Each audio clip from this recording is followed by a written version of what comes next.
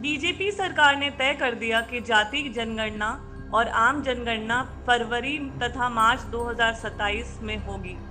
नीतीश कुमार ने जो जनगणना की थी वह सरकार के मेथड ऑफिसर और इसी नौकरशाही के द्वारा करवाई गई थी। राहुल गांधी ने बिहार की जनगणना की विश्वसनीयता का मजाक उड़ाया था और उन्होंने कर्नाटक की तरह जनगणना करने का वादा किया था।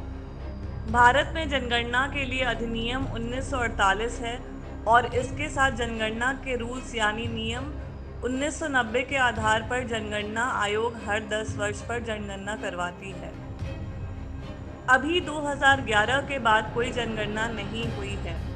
2021 की जनगणना कोविड महामारी की वजह से नहीं कराई गई थी। इसके पहले लगातार हर 10 वर्ष पर जनगणना होती है और यह अंग्रेजों के समय से जारी है। 1931 में जनगणना के साथ ही जाति जनगणना भी हुई थी और जातियों के बारे में इसी आधार पर आज नियोजन होता है। जाति के आधार पर आरक्षित लोकसभा क्षेत्र और विधानसभा क्षेत्र के लिए 1931 के जनगणना के आंकड़े की ही आधार है। जनगणना के साथ जाति जनगणना की विश्वसनीयता के लिए यह बहुत अच्छा फैसला है कि जनगणना के लिए स्वतंत्र आयोग जनगणना आयोग के द्वारा यह आंकड़ा पूरा किया जाएगा। 2027 में फरवरी और मार्च में संपन्न कराए जाने वाले जनगणना के लिए 30 लाख लोग लगाए जाएंगे। जनगणना पहले चरण में बर्फीले इलाकों उत्तराखंड, लद्दाख, हिमाचल प्रदेश और कश्मीर में कर लिया जाएगा। दूसरे चरण में पूरे भारत में जनगणना का काम संपन्न होगा। फरवरी महीने में मुख्य जनगणना के लिए संदर्भ तारीख 1 मार्च रखा गया है, यानी इसके पहले जनगणना पूरी हो जाएगी। माना जा रहा है कि 16 जून को गजट में यह निर्णय प्रकाशित कर दिया जाएगा। सरकार द्वारा संकेत दिया गया है कि डिजिटल प्रणाली द्वारा जनगणना कराई जाएगी। शायद इसका मतलब यह होगा कि जिस व्यक्ति को जनगणना में लिया गया वह खुद भी इसे देख सकेगा और समझ सकेगा। डिजिटल तरीके से आंकड़ा इकट्ठा किए जाने की वजह से यह आसान होगा। पूरे आंकड़े का टेबुलेशन समय से कर लिया जाए।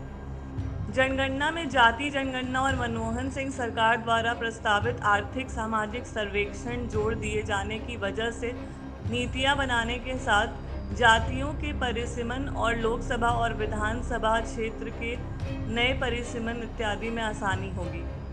आरक्षण समर्थक ऐसा समझते हैं कि उसे जातियों के आधार पर आरक्षण का कोटा तय करने में भी मदद मिलेगी। यह भी संभव है कि आरक्षण की व्यवस्था विवेकीकरण में जाति जनगणना का लाभ मिले।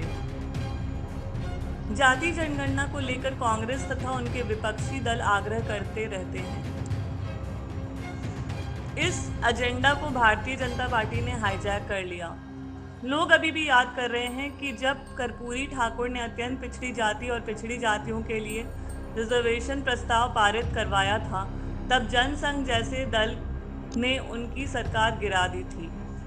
आज जनसंघ के ही नेतृत्व द्वारा बनाए गए भारतीय जनता पार्टी के द्वारा जाति जनगणना करने का निर्णय लिया गया है।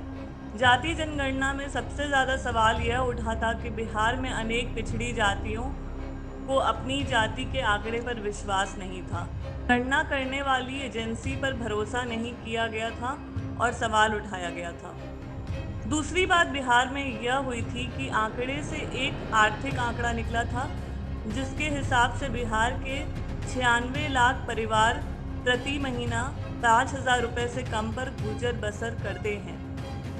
बिहार सरकार ने जाति जनगणना के बाद आरक्षण का कोटा 7% से बढ़कर 75% करने और इनका लाभ पिछड़ी तथा दलित जातियों को देने का फैसला किया, परंतु अदालत ने सरकार के इस प्रस्ताव को गिरा दिया।